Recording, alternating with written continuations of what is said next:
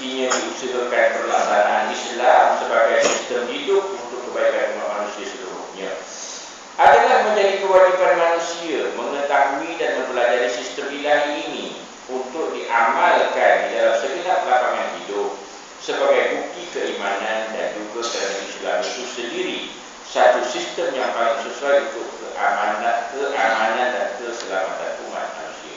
Ya. Jadi dia kata adalah menjadi kewajipan manusia mengetahui dan bersistem ilahi ini untuk diamalkan dalam segenap lapangan hidup. Memang begitu. Kita kena tahu dan kita kena amalkan. Itu sebenarnya kehendak Islam kepada kita. Islam ini bukan dalam teks saja, dalam buku saja, teori saja, bayangan-bayangan cerita saja, tidak. Islam sebenarnya adalah sesuatu yang sangat praktikal di dalam hidup kita. Jangan menjadikan Islam cuma sebagai ilmu, tapi tidak dari amalan. Salah, betul, salah. Kita kena amalkan Islam. Ilmu mesti diamalkan, dan bila beramal mesti ada ilmunya. Ini lebih. Ya. Jadi apa saja yang Islam ada. Contoh Islam ada kita tentang kehidupan dengan berjiran, kita dengan begini-begini caranya. Yang begini-begini itu bukan dalam buku. Tahu tak apa hak jiran? Tahu katanya apa hak jiran? Kalau jiran ini orang kafir, hak dia ini. Kalau dia orang Islam, tambah lagi ini, hak dia begini. HP dia, bagus dia, tahu dia. Tapi jiran macam-macam, hati-hati dengan dia. Macam-macam bergaduh dengan jiran tak mampu. Apa beza? Ya. Itu namanya ilmu. Itu dalam buku dia. No, Islam bukan begitu, tuan-tuan. Islam ni benda yang kita faham semua, kita kena amalkan.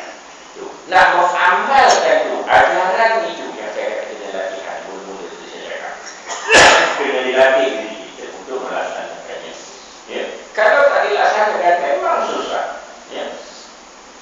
Tak payahlah saya ceritakan tuan-tuan suka tengok TV kita Melayu. Saya kata tuan-tuan jangan tengok TV Melayu. Berhenti. Tutup TV bila cerita Melayu. Sebab cerita Melayu ni kita katakan 99.99 baca tak ada faedah tengok. Ya. Jadi jangan tengok. Tuan-tuan kata payah lah Ustaz. Itu yang lagi tengok. Yang kalau tidak tengok contoh susah ya. Tapi kalau saya kata, kalau tuan-tuan ada berlebu dalam sangkor ya, kalau dia sekor-sekor itu hukumnya haram dan berdosa. Tuan-tuan tepat. Islam akan kita benda ini. Jangan seksa binatang. Dia makhluk bebas. Oh saya, ni belinya itu. Nanti dia beli kenapa tak tanya dulu. Ustaz, saya tak nak boleh bawa Ustaz. 1,800 ekor Ustaz. Boleh ketika boleh banyak lah sangkor. Kalau sangkor besar boleh 6 ekor lah tu. Kita macam macam bunyi bila tu lah. Oh, tak mahu betul Ustaz. Dia kena sekor-sekor. Saya rasa kau betul Ustaz. Teruk beli ribu-ribu itu lepas dia bersuara baru. Jadi itu maksudnya. Kalau nak melatih diri kita jangan tengok kita Melayu tak boleh. Lepas umur dengan sangkor boleh. Tak boleh tu sangkor kan dia lebih tu sangkor tu lepas dia. Sebelum dia keluar dia sekali tu tengok dia hinggap dekat pokok mana yang dekat dengan orang dia. Hinggap belum dia tengok ke dia tu. Tengok. Nanti kalau dia nak doa begitu. Banyak umur dan segi biar dia sehat tu badan apa semua. Saya pun melopeh dia. Ya. Jadi bukan apa-apa. Kita nak ikut ajaran Islam. Kadang-kadang ajaran tu memang kena latih diri kita dulu. Baru dia mau jadi. Ya. Begitu ya. Apa-apa tu macam tu lah. Di dalam usaha memahami Islam itulah kita mengkaji perkataan. Mengkaji maknanya dan perkembangan Islam sebagai cara hidup atau sistem ilahi untuk manusia di setiap zaman hingga sampai kepada Rasulullah SAW. Kerana pada pokoknya agama Allah SWT itu hanya satu. Kerana Islam dan agama Allah ini dibawa oleh para utusan Allah hinggalah utusan Allah yang terakhir itu Rasulullah SAW.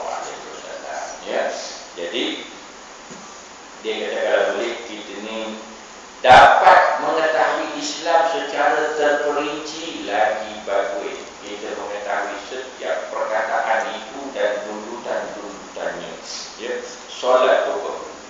memahami perkataan solat itu dengan sebaik-baiknya dan memahami tuntutan solat itu, maka dapatlah kita mengerjakan solat dengan penuh jiwa. Itu ada contohnya. Kita membaca Al-Quran, memahami betul apakah sebenarnya membaca Al-Quran itu. Bukan makna bacaan Al-Quran itu kalau boleh bagus juga, satu bab lain pula memang bagus dia. Tapi kita memahami, kita baca Al-Quran ni apa sebenarnya. Sebahagian orang tuan-tuan, bila dia beramal, dia mengamalkan sesuatu, dia tak tahu matlamat ke tujuan ke kelebihan ke apa boleh dibuat aja. Ngaku buat dia, aku buat lah, orang tu baca buat je. Ngaku ikut boleh baca baca Quran ni, tak boleh dibuat je, baca je, bagus. Baca tu bagus, tak. Tapi kalau dia boleh memahami dan bertakwa ayat Quran itu, ayat Quran itu firman Allah, ayat Quran itu boleh membawa ketenangan jiwa. Ayat Quran itu sebenarnya untuk membantu menguatkan ingatan kita sebenarnya membaca Quran. Dan orang yang boleh memahami tajwid Quran, ada kajian yang dibuatnya. Orang yang boleh baca Quran yang bertajwid ini, otaknya lebih cekap, lebih cerdas daripada orang yang tak boleh faham tajwid. Pokoknya memahami tajwid itu dia satu latihan otak yang tinggi di situ. Sebab dia nak kena huruf, dia nak kena aku hukumnya, dia nak kena tahu aku bunyi. Ya, kita nak bunyi. Benda tu bukan boleh berfikir, tak ada on spot. Tengok ada cuma 3 benda ni ada. Aku hukum, aku hurufnya, aku bunyi. On spot dia mesti tahu. Dan benda ni bukan boleh menung. Tak, lepas tu nak sebut yang depan tu pula. Jadi dia sentiasa berfikir. Pokoknya dia menguatkan tak hukum. Jadi orang yang buat kajian dia akan tahu lebih banyak. Kita ni pelajar je. Pokoknya aku pandai, pokoknya cepat dapat tajwid ni. Alhamdulillah bagus dan sukses. Tapi yang kita baca bertajwid itu sebenarnya kebaikan banyak. Orang yang tahu, dia baca Quran, dia mendapat terapi banyak daripada Quran itu. Sebab dia tahu. Kita yang tak tahu ni baca Quran saja. Tak apa dia baca betul. Ada yang baca tak betul banyak. Tapi baca baca Quran tak betul, tapi tak berhenti Quran dulu.